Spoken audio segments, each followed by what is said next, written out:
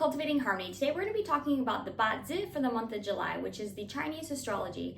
These dates go from July 7th to August 7th, 2025. So go ahead and tune in. So in Bazi, each month has a heavenly stem and an earthly branch. For this month, we have the heavenly stem of Gui water, right? Yin water. And the earthly branch is Wei, or the yin earth goat. So when we look at the heavenly stem of Gui water represents a very gentle current or mist. Gui is known for being very intuitive and flexible. It's soft and receptive, but also kind of encourage us to adopt maybe more of an adaptable mindset. So I think this month may bring in more diplomatic vibes, but there can be a level of kind of skepticism or restlessness. And then when we look at the earthly branch of Wei, or the yin earth goat, of course we all know that yin earth is more of a nurturing, creative, and stable energy, which is great for the goat because the goat is a fire element normally. So I think some of that fire kind of goes into the earth element, right? Kind of fortifies that, which is a nice,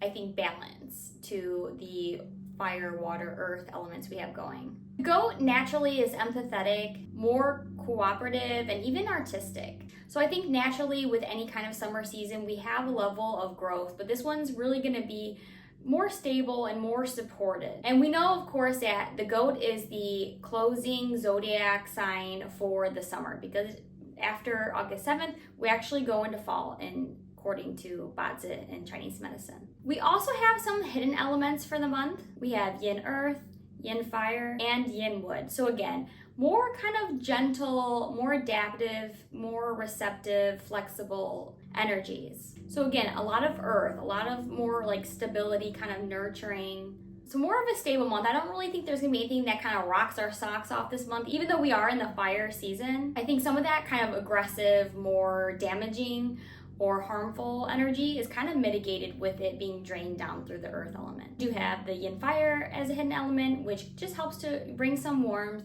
some creativity, some insights. And then with the yin wood, we have the idea of kind of new growth, new beginnings, and it's more of a soft potential though. It's not super aggressive. So as far as a collective reading, I do think this is a good month to start creative projects. There is a lot of, like I said, push for growth and movement, but there's a very stable energy. So everything that's happening is going to be kind of the building blocks or the foundation going forward later in the year. And it's really important that we do have that kind of stability or strong core. So make sure you're focusing on your daily routines, being consistent in things that you actually want to get done this year, because there's a good chance that you're actually going to be able to actualize them at some point in the future. So I also think this is a great month for personal growth, right? Any kind of self-development. The earth element also represents the position of the mother in a family. So the idea of mothering ourselves, kind of nurturing ourselves, this month brings good energies for that. So again, don't be afraid to invest in yourself, because going forward, we're gonna have a lot of changes, and all you really have to fall back on is yourself and what you have invested into yourself. One thing to be aware of this month is to be careful not to give too much into the earth element, right? So kind of overthinking, feeling like you're a martyr, just sacrificing yourself for everyone else. You may have a hard time focusing, so make lists, make step-by-step plans, break them down into smaller bite-sized portions. Try not to get bogged down in things that you don't really have to get done. Really focus on kind of like the new seedlings, because we don't have a ton of that wood energy or water energy this month. So balancing it by kind of intentionally and bringing it into our lives is going to help balance the 5 elements overall. So the Gui Wei month has a lot to offer us. It's helping us to really kind of move forward, but making sure that we have a strong backing, strong core to sustain what we're working on going forward. Now we also have the auxiliary stars. Now these stars are a little bit of a different story, I would say, for the month. These paint a little bit of a different picture. And if you're into Bazi or even Western astrology, you may have seen there's kind of like a lot of negative things they're talking about for this month, and the auxiliaries kind of give us an idea of maybe why. So it's not very common that a month has only and all inauspicious stars. However, this month does. So let's go over those. The first star that we have this month is the funeral door, which I think we could all say probably doesn't sound that positive, right? This star has to do a lot with illness, loss. Of course, it has to do with funerals, so it can relate to the idea of, people dying. It doesn't necessarily have to be death though. It can just be kind of more of an emotional heaviness, a sense of responsibilities and maybe even some grief. The next star we have is Earth Funeral, again with the funeral idea, right? This star is actually kind of a signaler that we need to support the elders or the older generations. So maybe if you see that, your parents or grandparents, someone who's older, maybe kind of give them some extra help. If you see them struggling, you can help carry their groceries or something like that. So the next star we have is the Great Shah, which is a star that represents accidents, losses, and encourages more conservative or a cautious mindset. Maybe be a little bit more conservative in your spending, maybe some of your investments, or different things that are going on this month. Just keep that in mind. So the next star is the Flying Chaste, which represents accidents and misfortunes, and especially ones that are falling objects. So you may have seen, I'm sure everyone's kind of on edge with all the different wars taking place right now. Maybe this could signal something.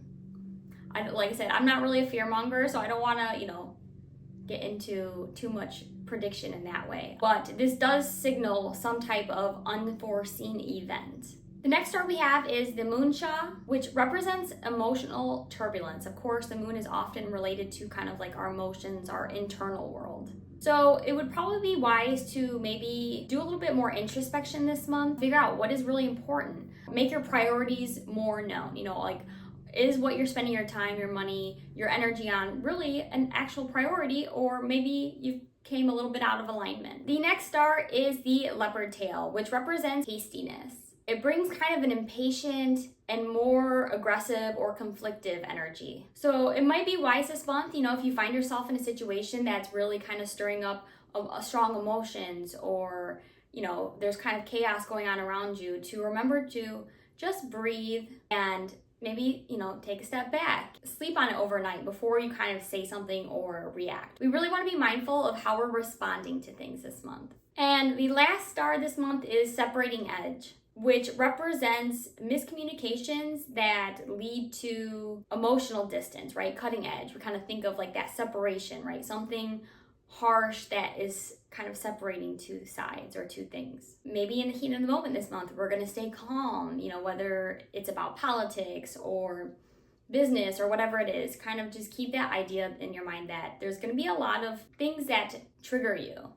And it's more wise to, like I said, take your time, take a step back, breathe, think on it, sleep on it overnight, and then respond to it later. Maybe get some perspective from other family or friends on a situation. But yeah, so those are the monthly energies for this month. So with whatever happens, the thing about astrology is that there is a larger picture that's going on. And so I do think that even though there are a lot of maybe more inauspicious or negative stars this month, the month itself, it shows us that there is kind of a larger point. This is in a way almost kind of rebuilding or restarting, creating a new foundation. Whatever is happening that may be negative or seem negative on the outside, there's kind of a larger purpose. This is setting the stage for something else. Keeping that in mind, like I said, we need to stay calm, make the best decisions that we can in the moment, and see where they're gonna lead us. I hope you guys found this helpful. Make sure you check out my videos going over each day master's forecast for the month of the goat. Thanks guys, we'll see you next time.